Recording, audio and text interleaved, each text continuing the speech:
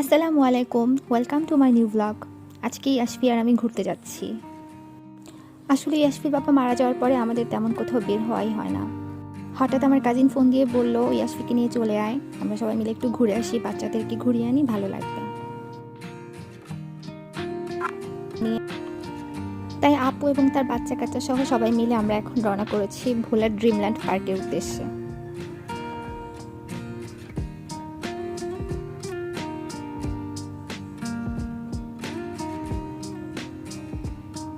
এই পার্কটা আমি ফার্স্ট টাইম যাচ্ছি, এর আগে আমার কখনো যাওয়া হয়নি। তবে এই পার্কের সামনে দিয়ে আমি আর ইয়াশফির বাবা যতবার ঘুরতে যেতাম ততবারই বলতাম যে একদিন ভেতরে ঢুকে ঘুরে দেখব, বা আমাদের বাচ্চা কাচ্চা হলে তাকে নিয়ে আসবো। আজ ঠিকই আমার বাচ্চাকে নিয়ে যাচ্ছি, তবে ওর বাবাই নেই। পার্কটায় বেশ ভালোই মানুষজন দেখলাম, বেশ ভালো ভিড়ই ছিল, আর অনেকগুলো রাইডও ছিল। আমার মেয়ে কিন্তু খুবই খুশি। ও কোনো রাইডে দেখে উঠতে না চাইলেও এখানকার বাঘ, ভাল্লুক, জিরাফ, সিংহ এগুলার মূর্তিগুলো দেখে সে মহা খুশি। ও যেটা দেখছে সেটারই পিঠে উঠবে এবং তাকে ধরে ধরে আদর করতেছে।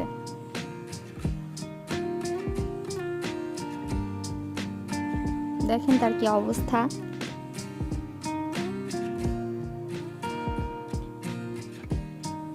সে কচ্ছপ, ভাল্লুক যা পাচ্ছে তার পিঠে চড়ে বসে আছে, সে নামবে না। এটা আমার আপুর ছেলে তিহান। সারাটা পার্কে ও বলতে গেলে তিহানের কাছেই ছিল। দোলনা তো তার আরো পছন্দ, সে দোলনা পেয়ে দোলনা থেকে নামবে না।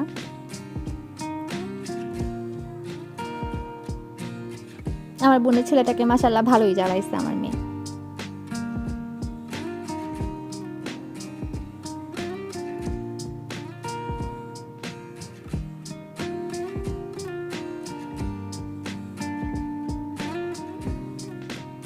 পার্কটাতে এসে আমাদের বাচ্চা কাচ্চারা বেশ ভালোই মজা পেয়েছে।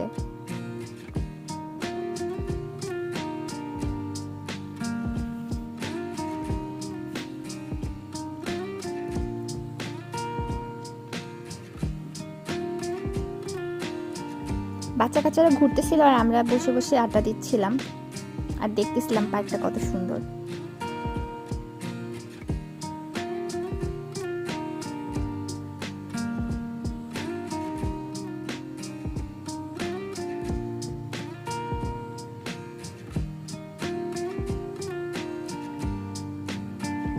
এখানে একটা বট গাছ ছিল, গাছটাকে ওরা খুব সুন্দর করে লাইটিং করে রাখছে, দেখতে প্রচুর ভালো লাগছে। এখানে বসে ছবি তুলতে পারলে আরো বেশি ভালো লাগতো, যদিও আমার ছবি তোলার কোনো মুডই ছিল না। আমরা আড্ডা দিচ্ছিলাম শুধু আর বাচ্চাদের দেখতেছিলাম।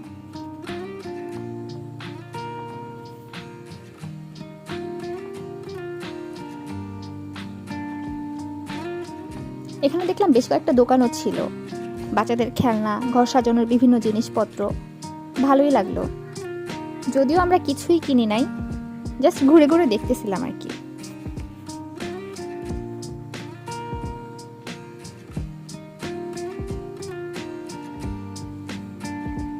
ভাই, এই রাইডটা আমার মেয়ের এত পছন্দ হয়েছে, কিন্তু এটাতে তো ওকে উঠাতে পারিনি, তাই ভাবলাম ওকে নিয়ে একটু ট্রেনে উঠি।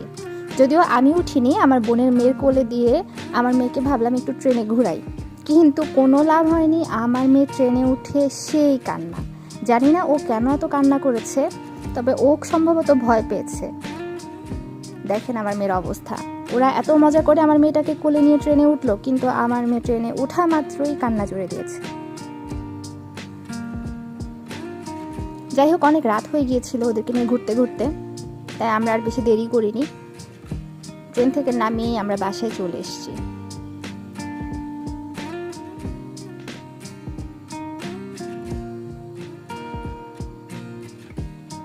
Thanks for watching. দেখা হবে অন্য কোনো ব্লগে। সেই পর্যন্ত ভালো থাকবেন। আল্লাহ হাফেজ।